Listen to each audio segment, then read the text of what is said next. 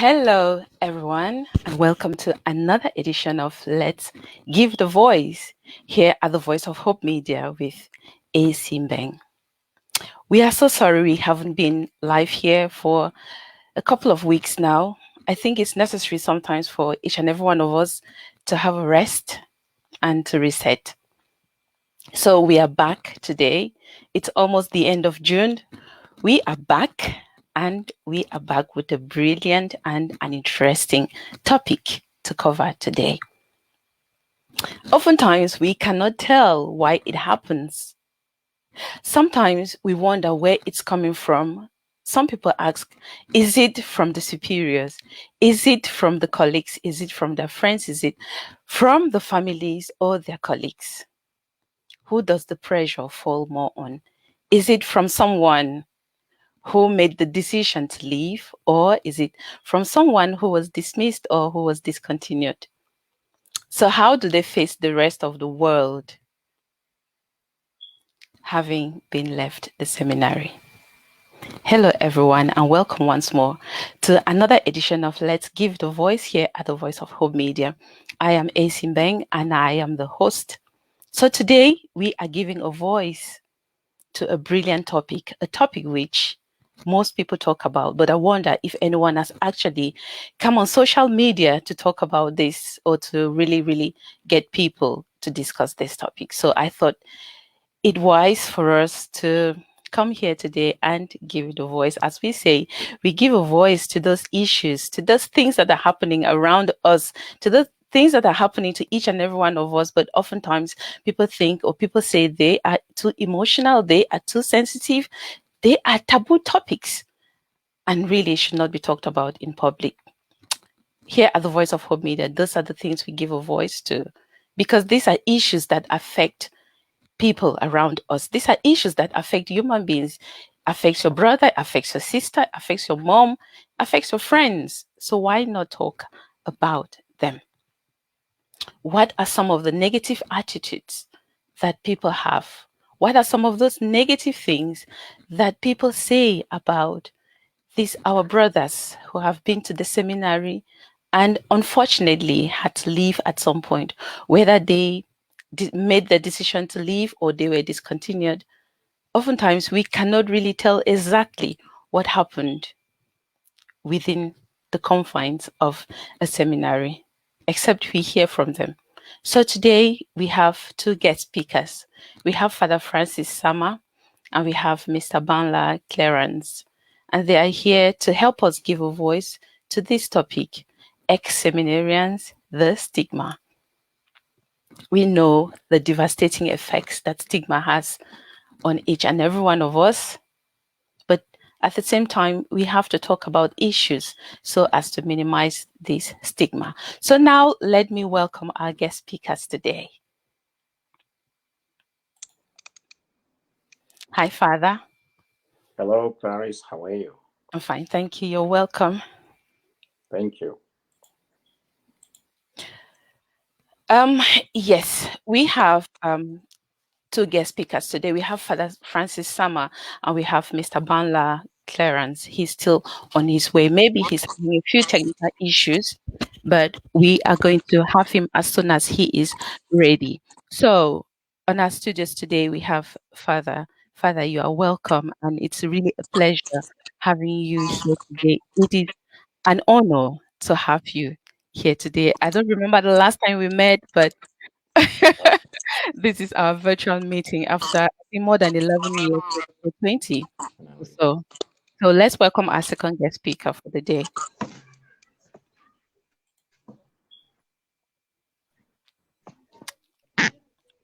Are you there, Banla Clarence? Good. So while we are waiting for him to get ready, we will get Father to introduce himself. And you are welcome once more, Father.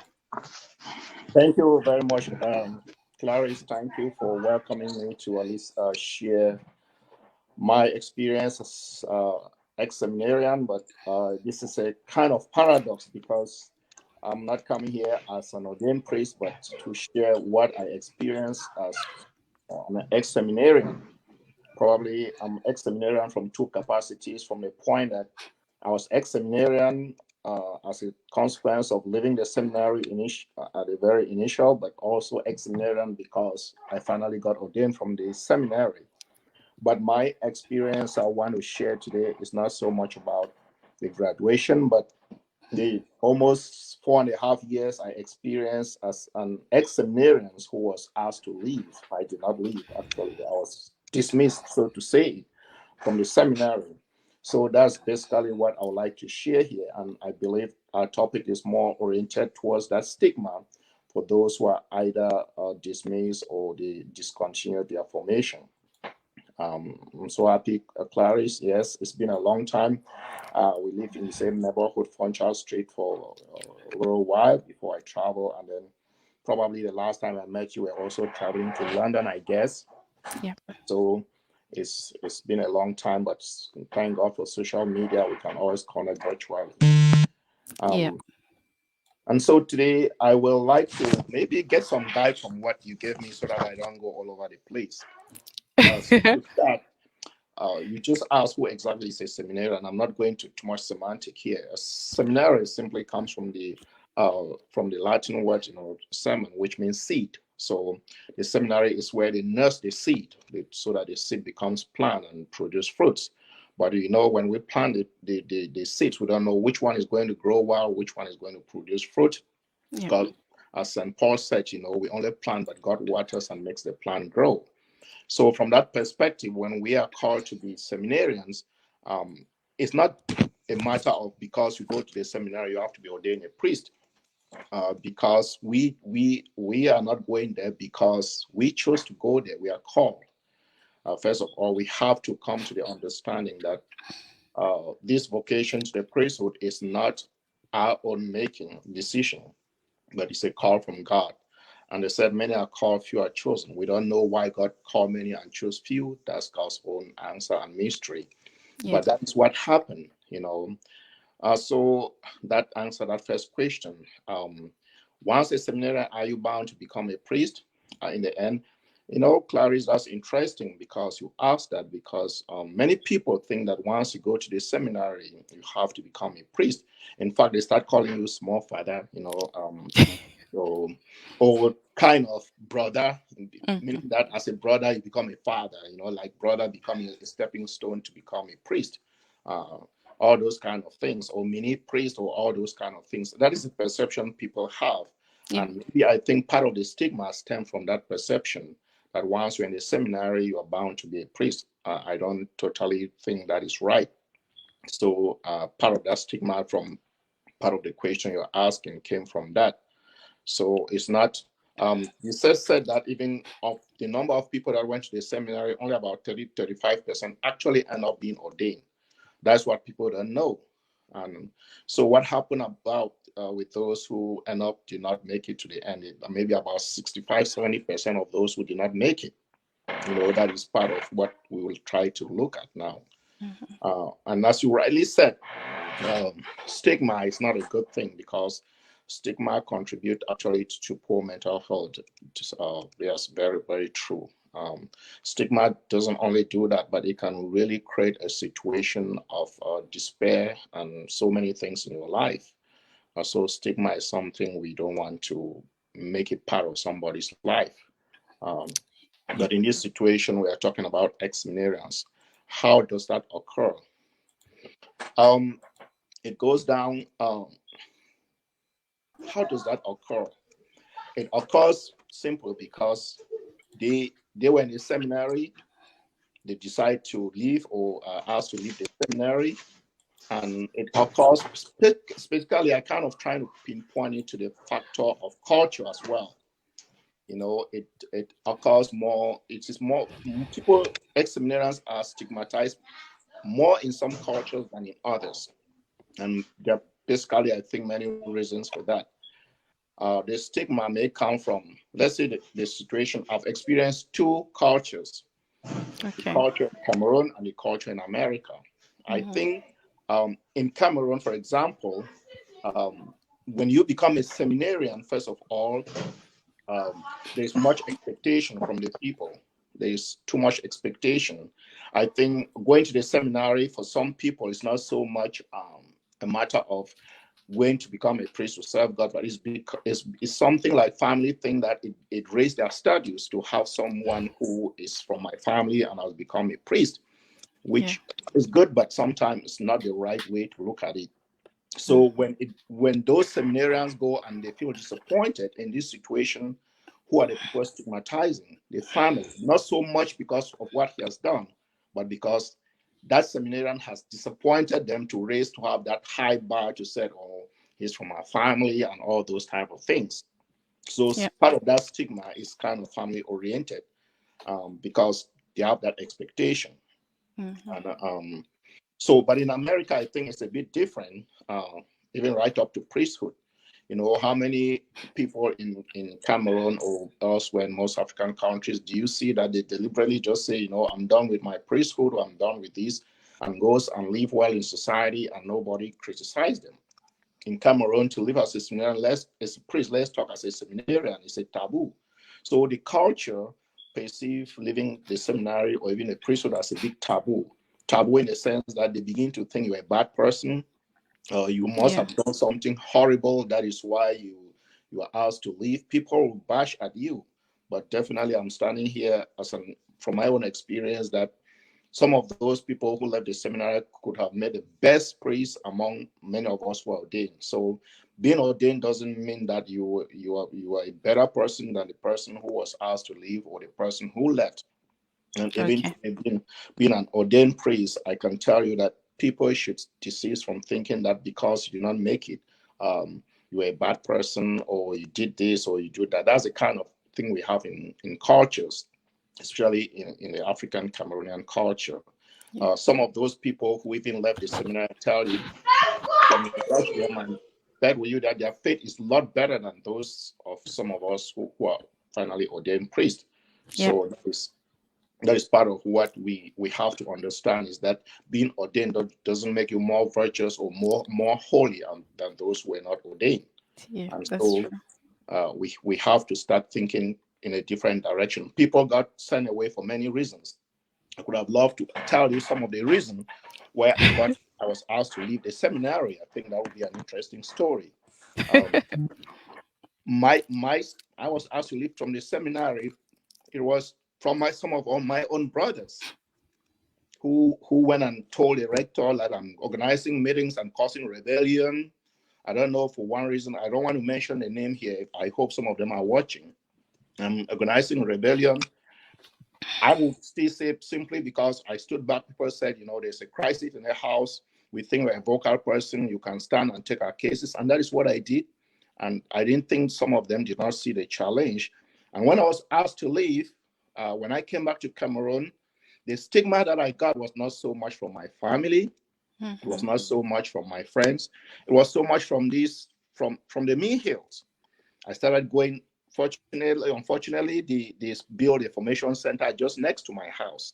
When I started going to their chapel, I was asked to not come to their chapel and not to interact with the seminarians who are being preformed, because I'm trying to indoctrinate them of bad things about me here. That I'm a very bad guy, you know. Like and when some of them went over, I was trying to get into this seminary.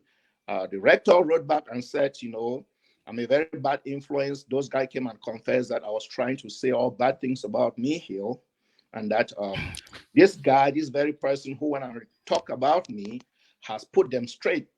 And so our pre-formation, we were not the first, we were the pioneer students. We were not well-formed, but the next generations are really well-formed seminarians. You know, this very person has put them straight. And so they are going to graduate from philosophy and move to London for theology, whatever. So that's not a problem. When I started seeking for a new seminary, they still wrote from my recommendation that I was a racist and I could not interact well with white people. Wow. But the paradox was that the people are talking with, the only white people were the formators, and they were from Europe. All of us seminarians were black race. There was no person of other race apart from us black. So I wonder that when I came to America and I went through a seminary with people from different nationalities, 13 nationalities and different nations, that did not happen. Fortunately, I was accepted here despite the recommendation they gave, because I was told, they told us you are racist, but we are going to train you and see how racist you are. But other people were not insightful. If not of that insight, I would never become a priest. So I started having the stigma I have was so much from within than from without. My family did not bash at me for leaving the seminary or for doing something horrible or that. But the bashing I got was from my own immediate, I would call, brethren and church authority. And that has been a very big issue. How do you handle these challenges? Okay, Father, I'd like to get back to you for the next question, because we have a second guest. So let's get him give his introduction, and then that's right. Okay. yes, they will come back to you for our next question. Thank you so much for that brilliant introduction and for answering some of the questions. It's really an eye opener to those listening, and I must say that even after you, many have been there and many have still left. So what exactly is the reason? Someone is asking, what is the most common reason seminarians leave? He may be asking from experience, or maybe he already has a reason, but he's interested in knowing some of the common reasons, which we will still come back to that. So, Clerance, over to you for your introduction. You're welcome once more. Thank you very much. Thank you. I wasn't able to join you early enough because of connection problems. It's okay. But thank God I could finally locate a place. If you look at my background, it's not actually the best, but that is where I could get a better connection. Yeah. Yeah. So I'm Clerance Banla. I am presently a primary school teacher. I was a primary school teacher before leaving for the seminary. And when I discontinued, I came back and continued teaching. I came back to the classroom. Okay. So it's a great privilege for me, an honor for me to have a platform like this, or a forum like this, where I could share my experiences and to also see how we can wipe off this stigma that most ex-seminarians suffer from. So I'm glad to be part of the show this evening. Thank you so much for honoring my invite, even though it was a little bit of short notice, but you obviously showed a lot of interest in the topic. So thank you so much. So before I go back to Father Francis, I would like you, Clerance, to talk about some of the stigma that people do face. What are they? What are they exactly? What is it that people say that make you guys feel stigmatized? Oh, okay. Besides what people say, I would love to say that there is what we call perceived stigma. Mm-hmm. Before we left the seminary, some of our elder brothers and other people we knew already left. And, we had already that perception that when people leave the seminary, they are this, they are that, they are that. And so most of the time when some of us leave, we have that perceived stigma that, this is the way people are going to look at me, this is how they're going to treat me and all of that. But then externally, I think we do receive stigma from some of our family members, some of our old friends, and then we even receive a stigma from some ordained priests who look at us as inferior. And then there are many other stigmas that we do receive. But if I may focus on a few, or one or two, yeah. The first one is when you come back,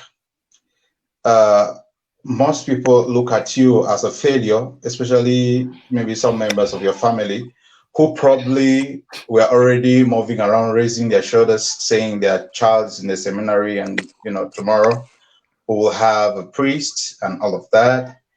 And in some villages, priests are very scarce. You don't really have children from some villages who are priests. And so for a family to have a child who is in formation to become a priest is always something that they boast of.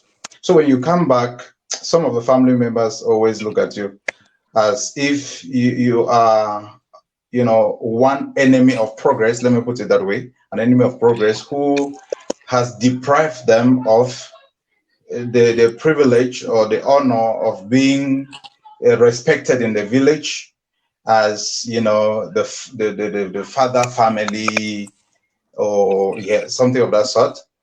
And at times some of them don't even talk to you. They don't even talk to you. The way they even welcome you in their houses, in their various homes, you feel very uncomfortable, and you don't see any reason why you should visit them any longer. And then for example, let me give an example that pertains to me. When I came back, my mom couldn't, communicate with me as we used to communicate. Our communication was very shallow, very shallow, because he was like asking me, when I already gave you totally, completely, and all of that, considering the fact that you were my only son, I gave you off completely. Then what happened? I thought you already prayed about this very well. Your decision was well, calculated and all of that. But then my explanation to her could not even calm her down. He will not, when I call, he will not talk unless I'm talking. And even if he's to respond to whatever I have to say, it will just be a straightforward response. So those are some of the stigmas we get from the families. And then our friends we had before going to the seminary, and even while in the seminary, they equally look at us as failures. At times when you're interacting with them and something comes up and you like say something, they'll say, even you, somebody who has been to the seminary, you shouldn't say that. Even if we are to say it, even if we are to do it, you shouldn't be doing it. And I'm like, for example, we are sitting in a group and, all right, a lady passes and I say, wow, see, this lady is beautiful. And then they say, even you, we now see what drove you out from the seminary. You should have been, women and all of that. So that makes most of us dropouts from the seminary feel very uncomfortable, very, very uncomfortable. And then even in the church, normally, if you go to the seminary and you take your formation seriously, even dropping out will not stop you from being serviceable to the church. When you come back, normally you are active in the church, because the first vocation we have as Christians is a vocation to be holy. To be holy is not even to be a priest or even to get married. It's first of all to be holy. So when you come back and you still remain like attached to the church, you like get some comments like, if you are so, close to God and you wanted to be close to God, why did you leave the seminary?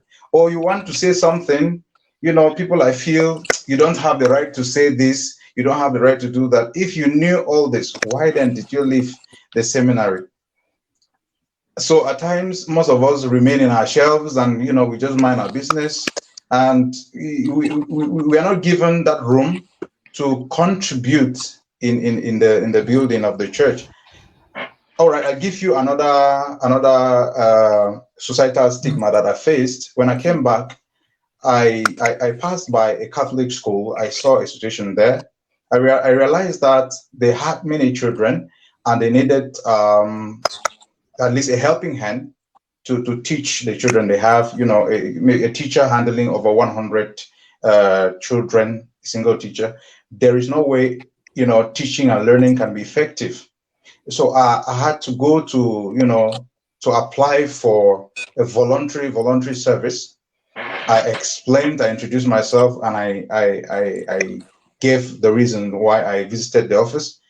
And to my greatest, dismay, the big person who happens to be a priest told me, no, who told you we need a teacher? We need a teacher. We'll look for one. We'll not even be looking for you.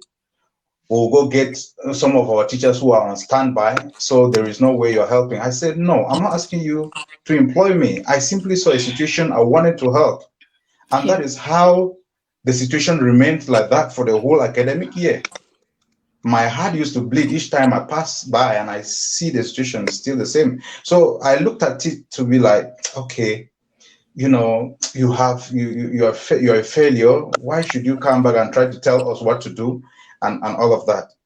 So those are some of the few stigmas that we do experience when we come back from the seminary.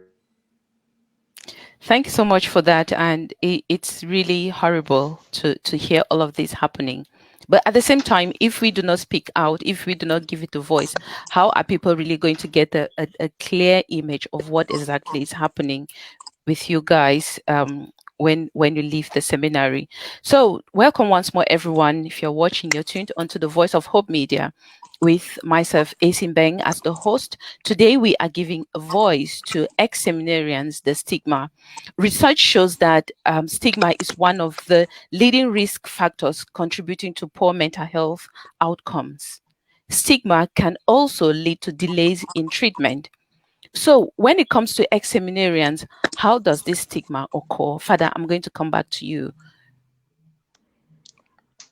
Well, I think we have already touched on part of how the stigma occurs. Maybe to give a summary of it, it Yeah. occurs because of the expectations that the family, the society have for us.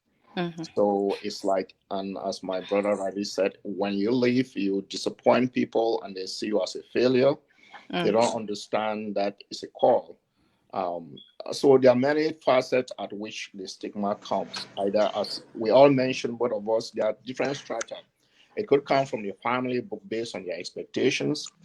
It could come from the hierarchy or within the church, because they start feeling this. They have this feeling like, we made it, you failed, so we are better than you, we are superior.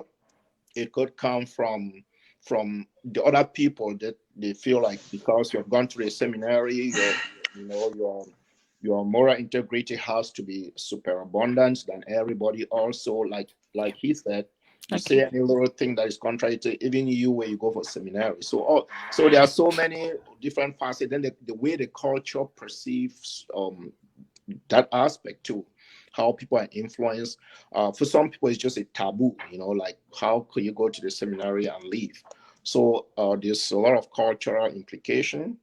Yeah. So that's just it, to give it a basic summary of it. So it comes from many facets of life and expectations and understanding.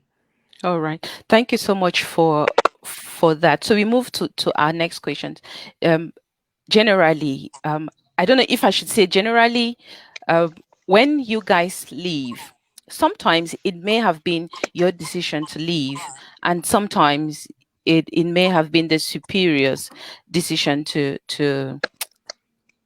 dismiss you or to send you away for whatever reasons, which sometimes us, the outsiders, we may not really know. What are the challenges that you guys face after leaving the seminary? I would like to start with you, Clerance, before I go to Father. Okay. Uh, before answering that, I would like to say that there are some seminarians back there in the seminary. I'm sorry to say this, but it might be true. Who might want to leave, but are afraid to leave because they don't know how they're going to face the society after leaving. They might want to leave, but they are afraid. I'm saying this because I remember when I was about to leave, I had to, I discussed with some of my brothers back then, and they were like asking me, you are leaving, how will you cope? You are living even in the midst of all this crisis and all of that. Where will you start from? How are you going to manage it? My only response to them was, I am not here because I'm looking for a safety net or because I'm afraid to face the world. So some of our seminarians are there in the seminary today, not because they really want to. They're just, like pretending, saying, well, how will I face my family? How will I face the shame? How will I face the criticism? How will I face this and that? And this stigma, how am I going to cope? And then, especially those who leave probably from high school immediately and go to the seminary, they don't have probably any profession yet. They don't have anything they can come back and start doing.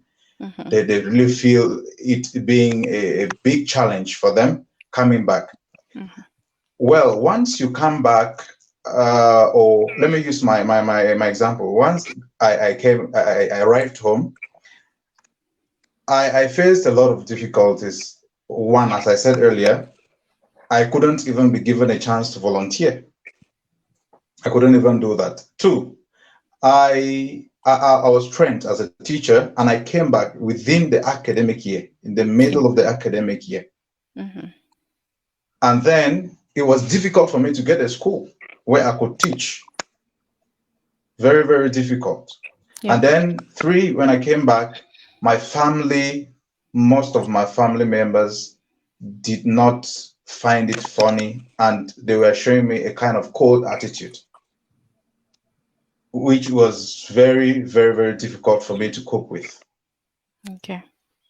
And then when you come back, probably, let's say you were already established and maybe you were already living alone, you had your apartment, you had your things and all of that. Before leaving for the seminary, you might have given out those things. And then you are coming back, you're starting from scratch. At times when you don't have a family member who can give you maybe accommodation, who can give you shelter, who can help you have a base, Mm-hmm. it becomes tough because, you might go to visit your relative and the person feels like, oh, look at this person. Okay, he's coming now. He's a dropout from the seminary. He's obviously coming to maybe beg for something, beg for assistance or all of that. Yeah. So they obviously they see you most of the times as a beggar, and you see people devising all kinds of mechanisms to avoid you. They don't even want to listen to you. They don't want to attend to you. For example, I visited one of my aunts. She was in the house. And as I entered, an emergency came up from nowhere. And she just left the house. She said, I was going to the hospital to do this, to do that, to do that. They have just called me, this and this. But behold, leaving the house, I saw her discussing with the neighbor. So, they look at you as a burden. Most of them, they look at you as a burden. Mm-hmm. So those are just basically some of the challenges that we face. So summarily, we face financial challenges, material. You don't have the support normally that you had. People supported you while you were in the seminary. Normally do not even have your time again. You greet somebody and the person greets you as if you've never known each other before. But while you were in the seminary, the person pays you visits, the person, give you gifts and all of that. So I asked myself, what has changed then? That even simple greetings, a smile, you can't even offer me because I'm no more a seminarian, right? So it makes me feel like, okay, when I'm a seminarian, I'm more attractive. I'm more attractive. And while I'm not a seminarian, I become the ugliest person in the world. All right. So, Yeah, so you probably disappointed them for not continuing to become a priest. So we are going to go over to Father. Let's hear how he handled these challenges when he left.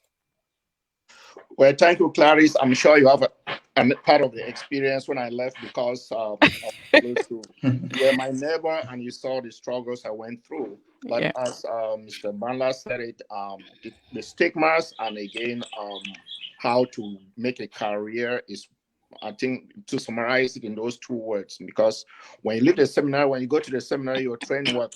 Philosophy. How many philosophers apart from to teach and are really employed in society? So you're coming back to start a new career. But mine, the challenge was enormous. But unlike Mr. Banla, I didn't get that kind of being ostracized by my family. I was lucky in that area. My family did not see me as a failure. At least they understand.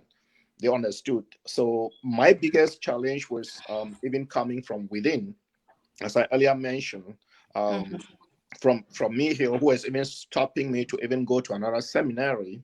And when I applied, they'll send letter to them, they'll write all kind of things. So even priest brothers, as he said, or seminarians, they started treating you as if, again, you are nobody. In fact, that is one of the big things that is so annoying. I told you I was asked not to even go to the Mihi Chapel for Mass, uh, being a seminarian. So Yeah. those challenges were they really touch your heart. Like, these are the people that are supposed to offer you help. They're treating you as if you are as the S word, as so. For me personally, when I came back, I know I did not sit around to cry, to beg. I started trying to reinvent myself to know what I can do, and most often I started teaching position. But as he said, I went to Bishop Rogan. I was told that we told you not to join me here. You did. No, they turned I. I went to St. Paul. The eye was turned. I called up St. B. Nobody answered. I mean, all the mission school. I went to St. Joseph in Mambo. The principal told me, "You want can't teach for girls who will be man picking," you know.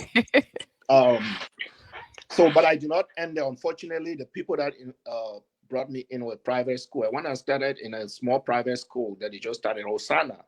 And from there, I started teaching so well that I ended up being employed in Cas Bambili as a PTA teacher for philosophy and religious studies. From Cas Bambili, I got job.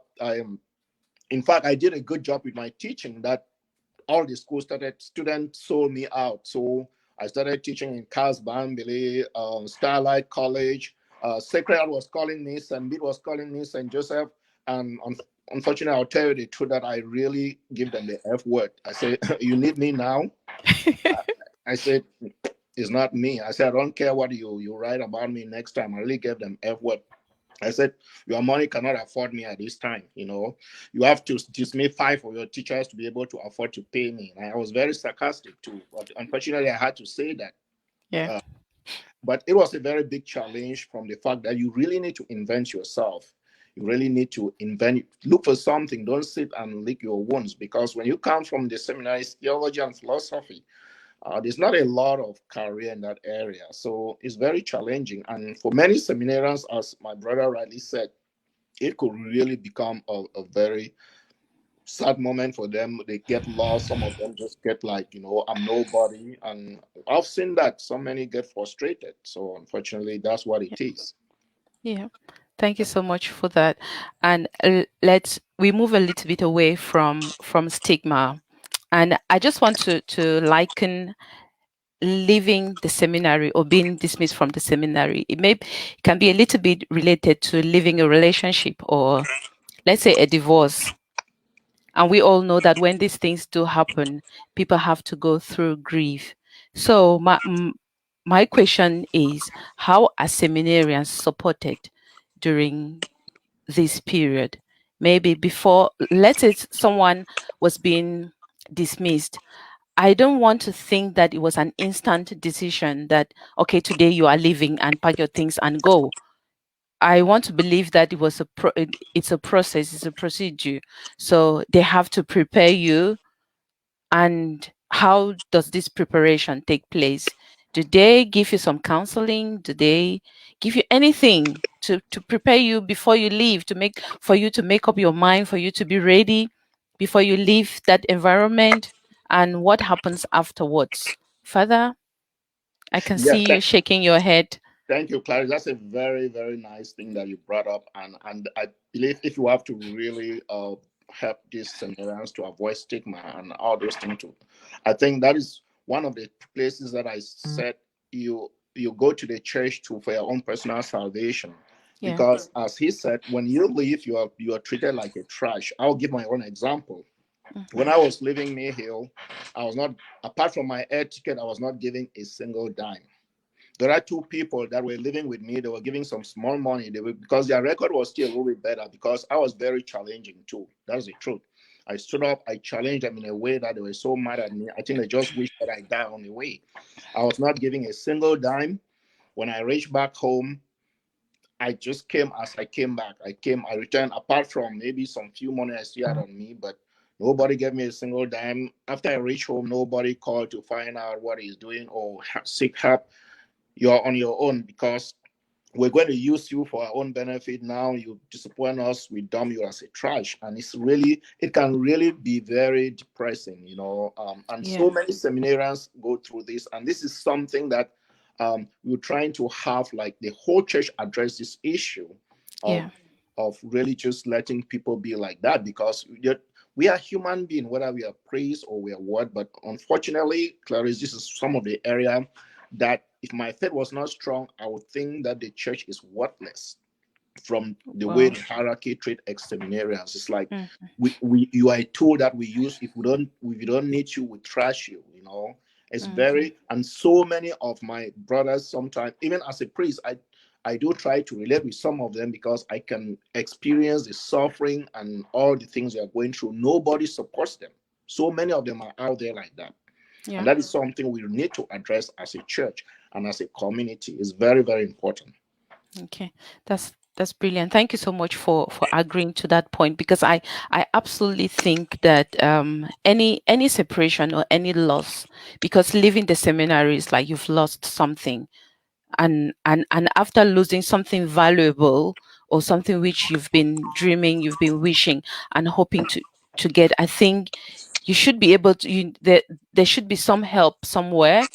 So if anyone is watching, if you are a priest or you are a seminarian, or someone in the church, are there bodies, are there organizations out there that can provide help to seminarians who are about to leave the seminary, and those who have already left? Because when they leave as well, with all the struggles, they do need some form of help as well. So it's up to people listening. Father, I don't know, you may be able to take this up at some point with your wealth of experience. I think it's possible for something to be put out there, because I know many of them may not be able to accept, or many may not even be aware that after leaving the seminary they needed to grieve, they had to go through that grieving process. I think this is something that has to be taken home from people watching. And thank you so much, everyone, if you've tuned in and you are watching. So we are giving a voice to ex-seminarians, the stigma.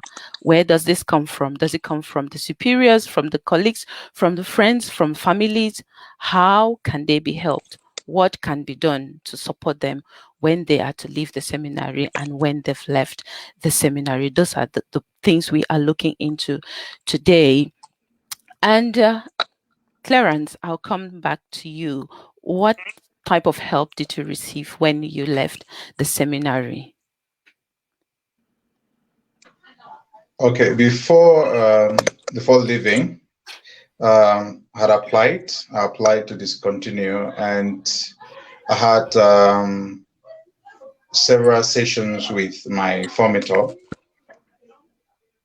whereby they were trying to discern my reasons for applying to discontinue, because at times they are afraid that maybe you are facing a difficult time, you are facing a trying moment, Yeah. and it's weighing down on you, and you feel like the only way out is to discontinue. So I was given that counseling, those Okay. sessions I was given. Mhm. And then at one moment, I was given some sort of personal or private retreats where I had to just be on my own, Okay. to reflect. Mhm. And from time to time, they will call me to pray with me, uh, to ask how my retreats, my personal retreats, and all of that are going, and all of.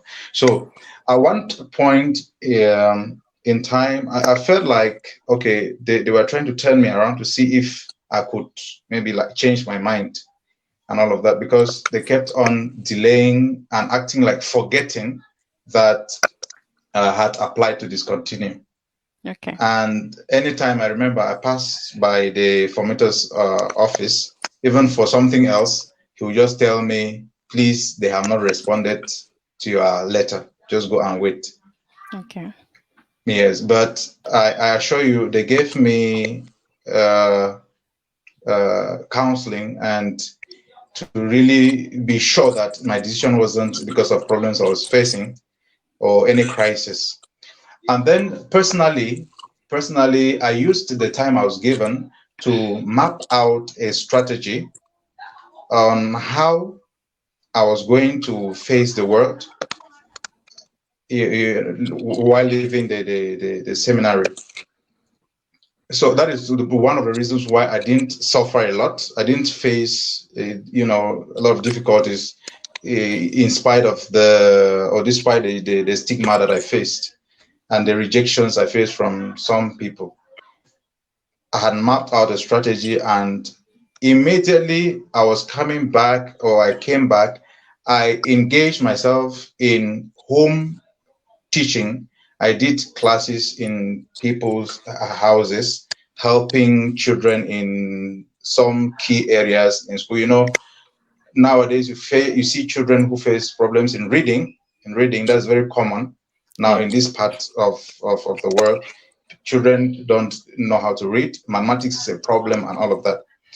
And these areas had specialized in before leaving for the seminary. So when I came back, or while there before leaving, I mapped out how I was going to target these areas, Okay.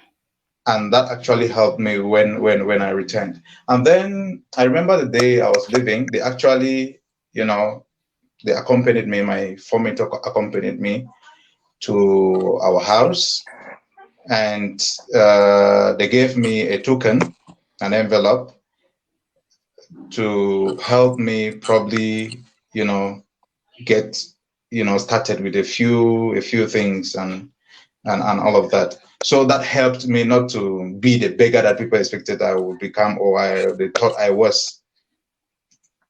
And then some of my elder brothers in formation who were there equally, you know, gave me moral support.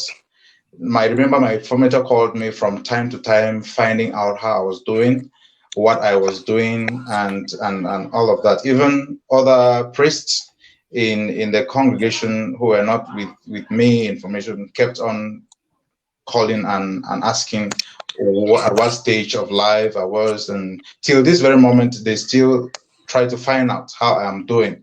Okay. So I in a way I don't feel abandoned Mm-hmm. by my congregation. No, I don't feel abandoned by them. I'm talking Mm-hmm. about the piarist. You might be Yeah. wondering the congregation I'm talking about the piarist, the Calasansian priest. Yeah. Yeah. So Okay. they actually prepared me well. As for that, they prepared me well to face the society. Society. Okay. Thank you Yeah. so much for that. Listening to you actually shows that you had a lot of support before, just before you left the seminary, and even afterwards. My question is, does Mhm. everyone receive such support? And as Father Francis said, he didn't receive a lot of support, and I know there are many others out there who didn't receive that support as well. But what is it? Is there a body? Is there an organization? Is there a charity out there uh, that specifies or that concentrates only on supporting seminarians, ex-seminarians, supporting them mentally with the rest of their lives? Because obviously when you're in there, they don't prepare you a lot for the outside world.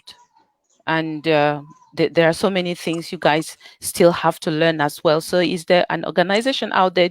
If you know, you can put the information here for others to learn from there, and maybe to contact as well. And I just want to use this opportunity to thank each and every one of you watching. And there are quite a few comments down here, which we are just going to take about 1 or 2 minutes to go through them, because we are almost getting towards the end of our show. We still have 2 questions to go. Someone said he was asking for the reasons, the most common reasons why seminarians leave. I think that was already answered. And then he said, Clerance has already mentioned the number one stigma. He said many people simply think that they have broken their celibacy vows. And then another person said, yeah, Clerance is something at times, seminarians, it's not a call for some people. They just force themselves for expiration. Okay. Thank you so much, Molen, for watching. And Dr. Bo Mike said, this is an interesting topic. I understand the hurt of ex-seminarians, and I have friends who still hurt. Some priests who were once ex-seminarians and were eventually called back and ordained have called themselves cornerstones in defiance to what they called was the mistake of the church. A lot of stigma is associated with the expectations placed by the church, the society, and the seminarians themselves. Some seminarians do carry themselves as people who are closer to God rather than just live. That's interesting. So he continued again and he said, thanks a lot for the courage to share your thoughts. Many are still struggling with the fact that they didn't become a priest or a religious. Your contribution will inspire them to move on. Thank you so much for that contribution. And Lambert Baum says this is more complex and more nuanced. Pastores Double states that those being trained for the priesthood are supposed to be people capable of bearing the weight of pastoral responsibilities. So the challenge is between having all eggs in one basket or having plan A, B, or C. And then Clerance, to you, Lambert was asking if you left a religious order or a diocesan seminary. I left a religious order.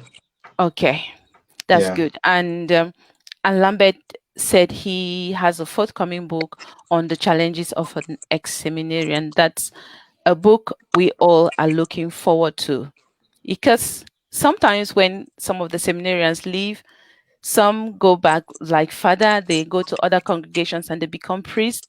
Some don't get married, some do get married. And when they get married, their wives, like myself, are also stigmatized because we are being blamed for being the cause of them leaving the seminary. That may be another topic for for another day. So I just want to use this opportunity to thank you guys for watching. And I know sometimes people leave the seminary, they say that the reasons for leaving were unjust. Is there anything that can be done to prevent unjust dismissals? Father, I'm coming to you. Well, I know we're getting short. I will try to summarize it. We know the structure of our church is very hierarchical, and I'll honestly tell you, to prevent unjustified dismissals, it's a very hard thing for our church, unfortunately, to say, because the one at the top has the knife and the cake. They can cut it the way they want.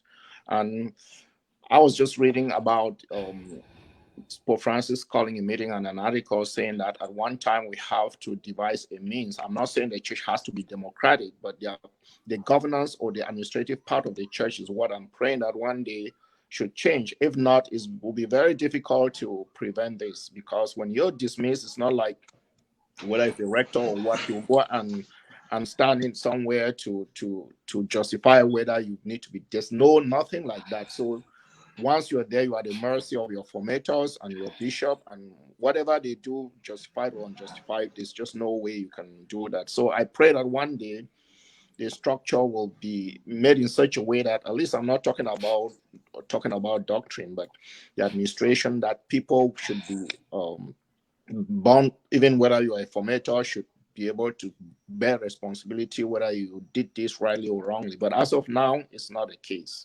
So we pray for that time to come, hopefully. Okay. Thank you so much. Yeah. Thank you so much for that. Though many have gone further to live good lives with their own families, some continued in other congregations, as I said before, and some became priests. We also know that there are many individuals whose lives have never been the same since they left the seminary.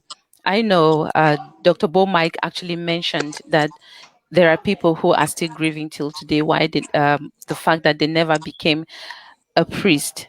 So, for our final words tonight, do you guys do you have anything to say either to the families, to these individuals, or to the churches or friends on how they can support, or how these individuals can be supported? The When I say individuals, I mean the ex-seminarians. Which type of support is out there? What can you suggest that would be appropriate support for individuals? Because in as much as the seminarians do struggle when they leave, I think their families do struggle as well, because the families are also stigmatized.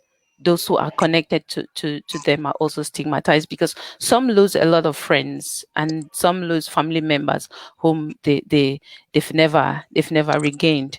So what would be your last words to these individuals? Clarence, I'll come to you before I go to further.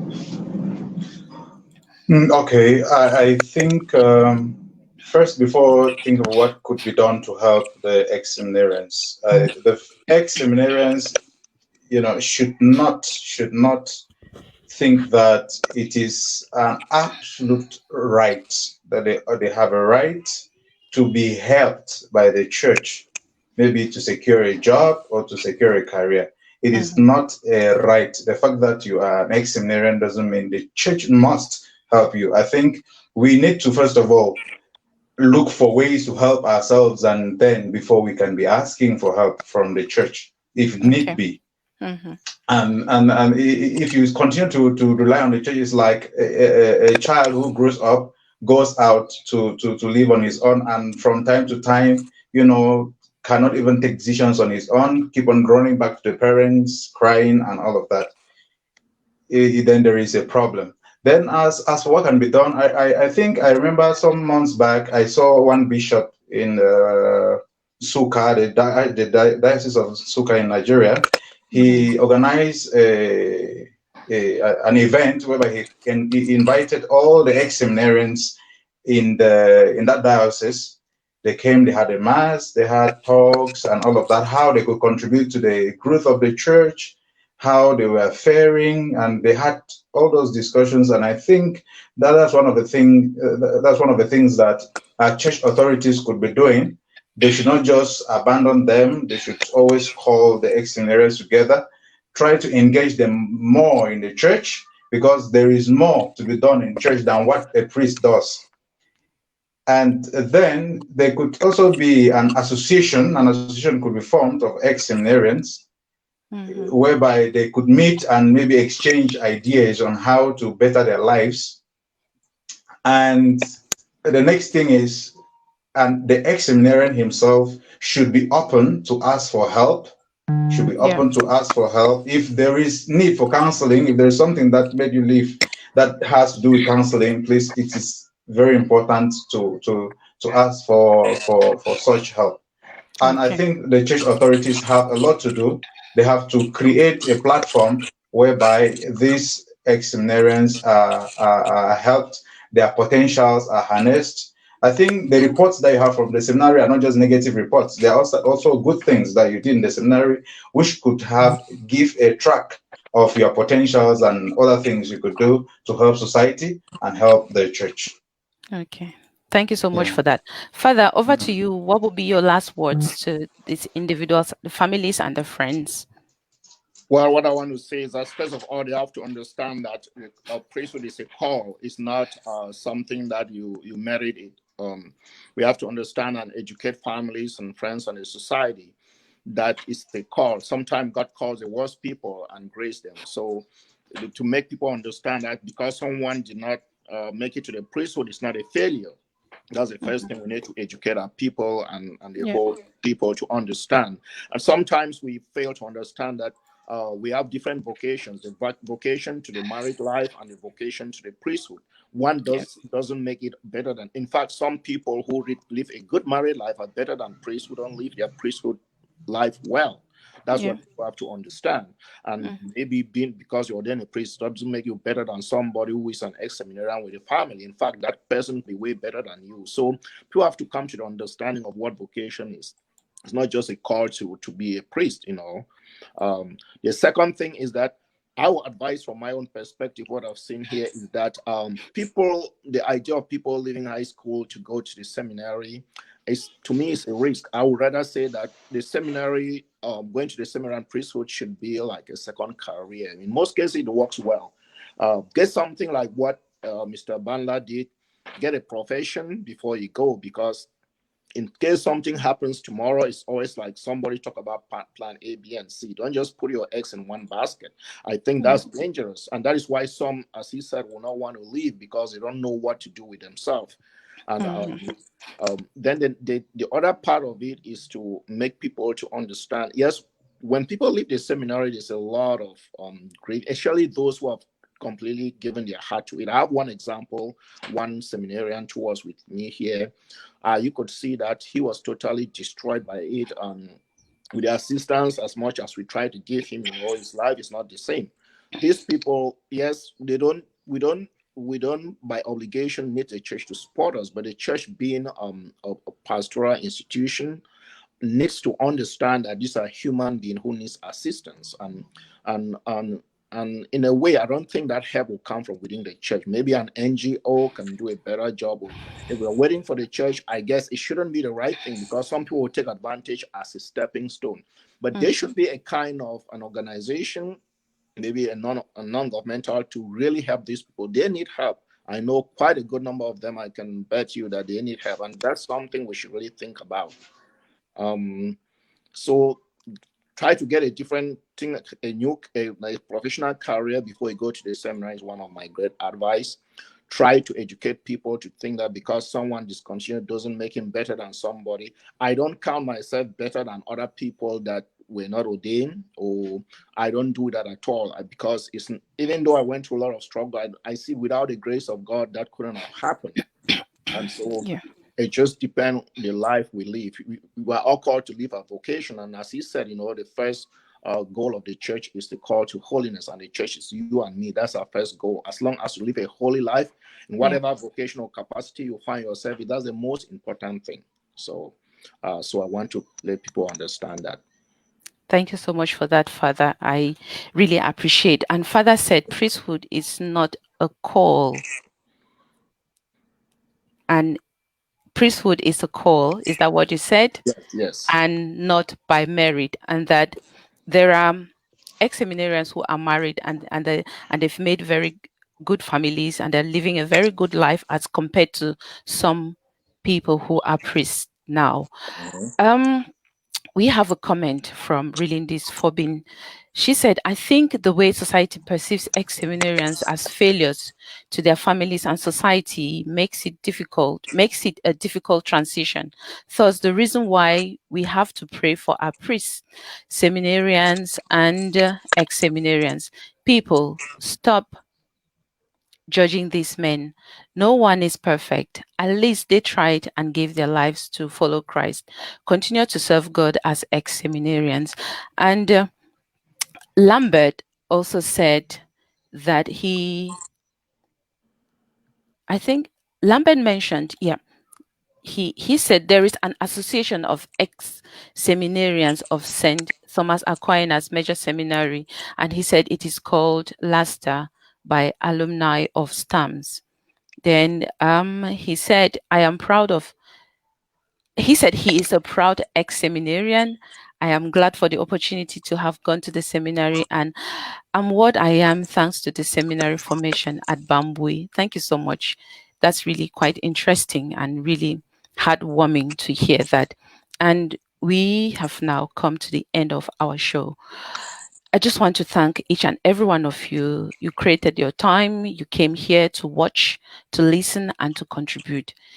If you've taken something from here today, you've learned one thing, or you've unlearned something here today, spread it, share it, tell someone to tell another person, and then come back again next time for another edition of Let's Give It a Voice. I just want to thank Father Francis and Mr. Banla for giving me their time to be on our show today, the Voice of Hope Media.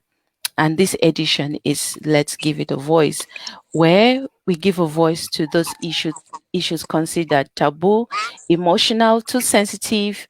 We should just keep them under the carpet or under the pillows. We should never talk about them in public. And yet, these are issues that are happening to individuals out there.